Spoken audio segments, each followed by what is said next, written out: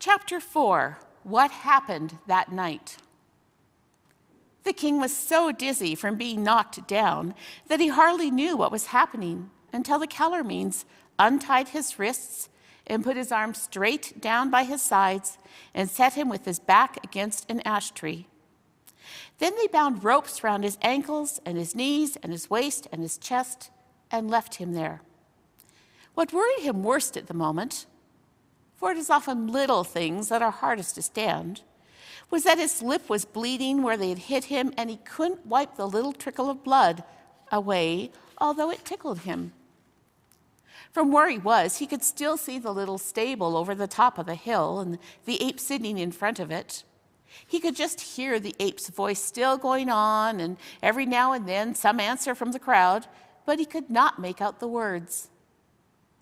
"I wonder what they've done to Jewel," thought the king. Presently the crowd of beasts broke up and began going away in different directions. Some passed close to Tyrion. They looked at him as if they were both frightened and sorry to see him tied up, but none of them spoke. Soon they had all gone, and there was silence in the wood. Then hours and hours went past, and Tyrion became first very thirsty and then very hungry. And as the afternoon dragged on and turned into evening, he became cold too. His back was very sore. The sun went down and it began to be twilight. When it was almost dark, Tyrion heard a light pitter-patter of feet and saw some small creatures coming toward him. The three on the left were mice, and there was a rabbit in the middle, and on the right were two moles. Both these were carrying little bags on their backs, which gave them a curious look in the dark, so that at first he wondered what kind of beasts they were. Then in a moment, they were all standing up on their hind legs, laying their cool paws on his knees and giving his knees snuffly animal kisses. They could reach his knees because Narnian talking animals of that sort are bigger than the dumb beasts of the same kind in England. "Lord King, dear Lord King," said their shrill voices, "we are so sorry for you. We daren't untie you because Aslan might be angry with us, but we've brought you your supper." At once, the first mouse climbed nimbly up till he was perched on the rope that bound Tyrion's chest and was wrinkling his blunt nose in front of Tyrion's face. Then the second mouse climbed up and hung on just below the first mouse. The other beasts stood on the ground and began handing things up. "Drink, sire, and then you'll find you are able to eat," said the topmost mouse. And Tyrion found that a little wooden cup was being held to his lips. It was only the size of an egg cup, so that he'd hardly tasted the wine in it before it was empty. But then the mouse passed it down, and the others refilled it, and it was passed up again, and Tyrion emptied it a second time. In this way, they went on till he had quite a good drink, which was all the better for coming in little doses, for that is more thirst-quenching than one long draught. "Here is cheese, sire," said the first mouse, "but not very much, for fear it would make you too thirsty." And after the cheese, they fed him with oat cakes and fresh butter, and then with some more wine. "Now, hand up the water," said the first mouse, "and I'll wash the king's face. There is blood on it." Then Tyrion felt something like a tiny sponge dabbling his face, and it was most refreshing. "Little friends," said Tyrion, "how can I thank you for all this?" You needn't," said the little voices. "What else could we do? We don't want any other king. We're your people. If it was only the ape and the Calormenes who were against you, we would have fought till we were cut into pieces before we'd have let them tie you up. We would indeed. But we can't go against Aslan." "Do you really think it's Aslan?" asked the king. "Oh, yes," said the rabbit. "He came out of the stable last night. We all saw him." "What was he like?" asked the king. "Like a terrible great lion, to be sure," said one of the mice. "And you think it is really Aslan who is killing the wood nymphs and making you all slaves to the king of Calormen?" "Ah, that's bad, isn't it?" said the second mouse. "It would have been better if we died before all this began. But there's no doubt about it, everyone says it's Aslan's orders. And we've seen him. We didn't think Aslan would be like that. Why, we wanted him to come back to Narnia." "He seems to have come back very angry this time," said the first mouse.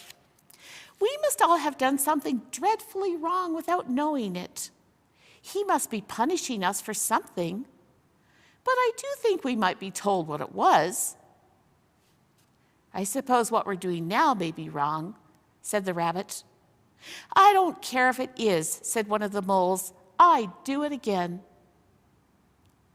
But the others said, "Oh, hush, and do be careful." And then they all said, "We're sorry, dear king, but we must go back now. It would never do for us to be caught here." "Leave me at once, dear beasts," said Tyrion. "I would not for all Narnia bring any of you into danger." Good night," said the beasts, rubbing their noses against his knees. "We will come back if we can." Then they all pattered away, and the wood seemed darker and colder and lonelier than it had before they came. The stars came out, and time went slowly on.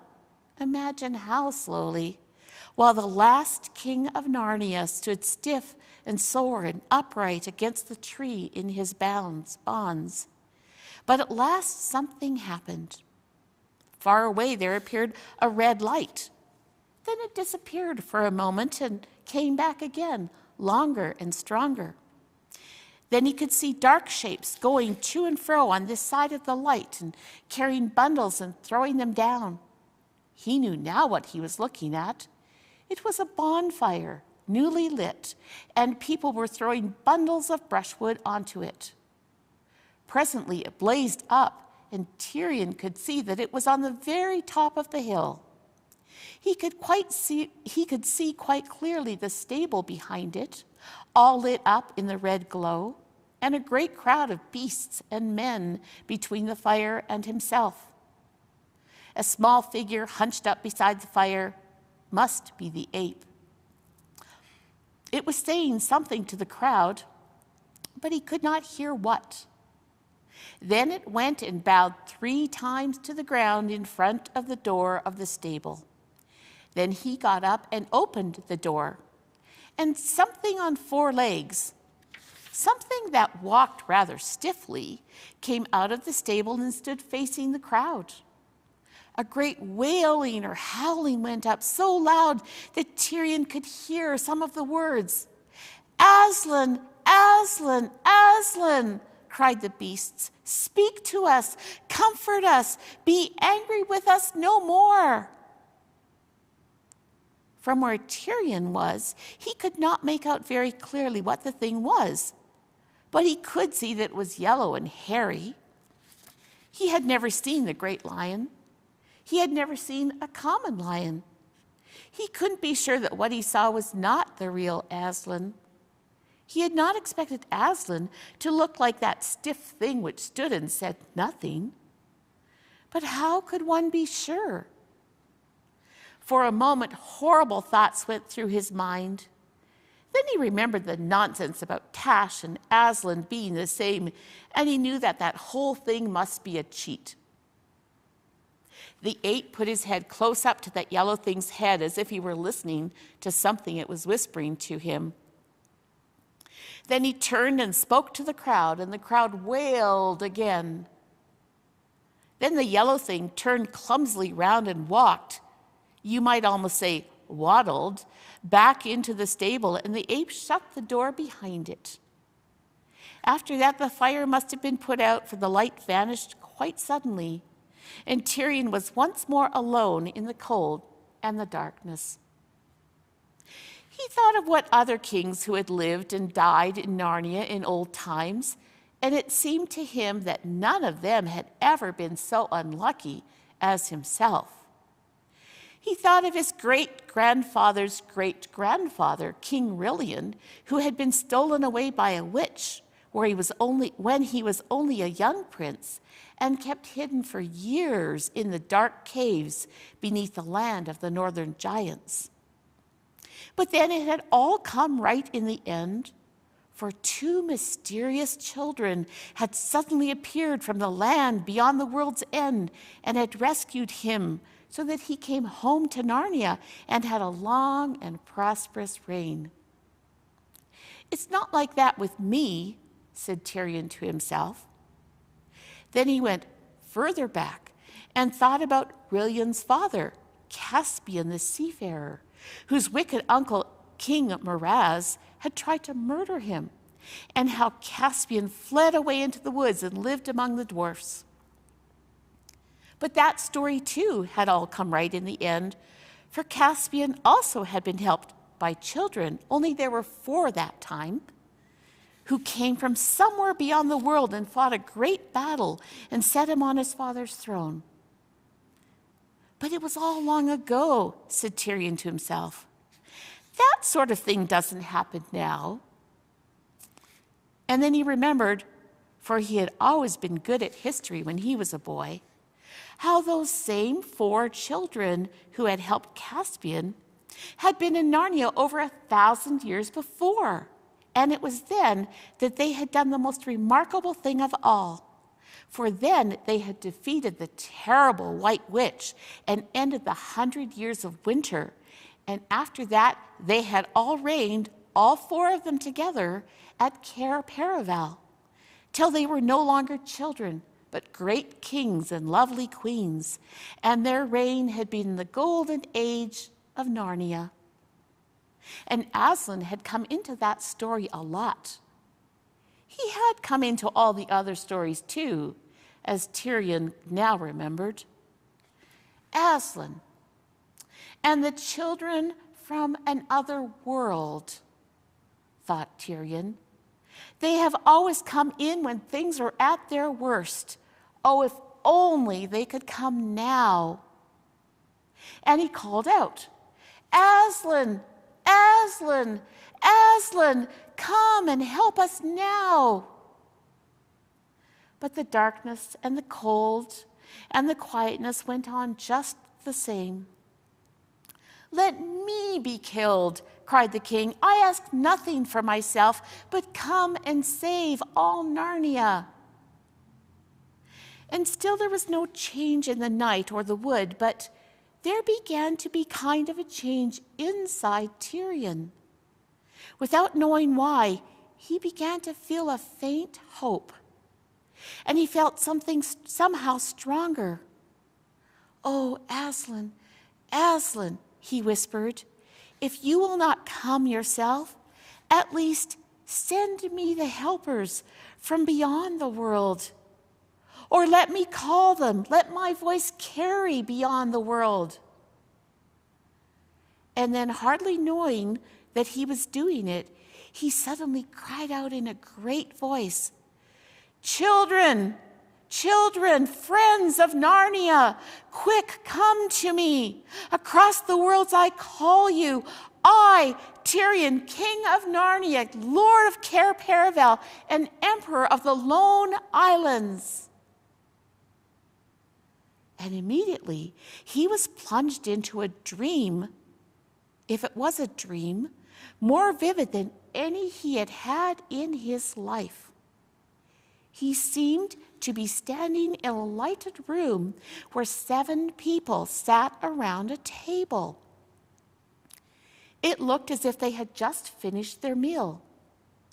2 of those people were very old, an old man with a white beard and an old woman with wise, merry, twinkling eyes. He who sat at the right hand of the old man was hardly full grown, certainly younger than Tyrion himself, but his face had already the look of a king and a warrior. And you could almost say the same of the other youth who sat at the right hand of the old woman. Facing Tyrion across the table sat a fair-haired girl younger than either of these, and on either side of her a boy and a girl who were younger still. They were all dressed in what seemed to Tyrion the oddest kind of clothes.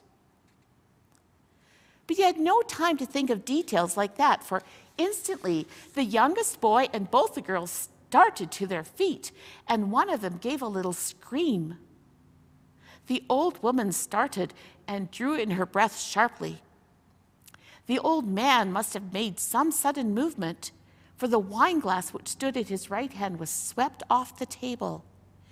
Tyrion could hear the tinkling noise as it broke on the floor. Then Tyrion realized these people could see him. They were staring at him as if they saw a ghost. But he noticed that the king-like one who sat at the old man's right never moved, though he turned pale, except that he clenched his fists very tight. And then he said, "Speak, if you're not a phantom or a dream.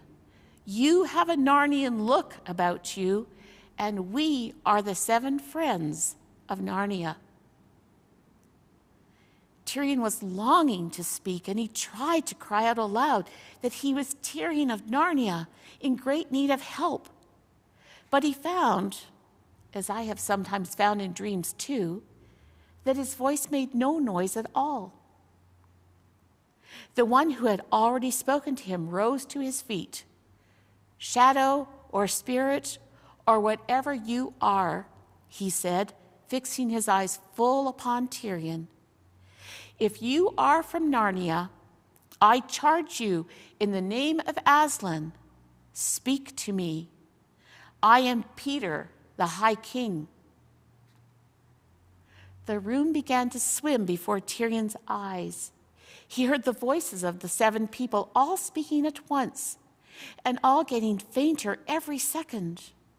And they were saying things like, "Look, it's fading, it's melting away, it's vanishing." Next moment, he was wide awake, still tied to the tree, colder and stiffer than ever. The wood was full of the pale, dreary light that comes before sunrise, and he was soaking wet with dew. It was nearly morning. That waking was about the worst moment he had ever had in his life.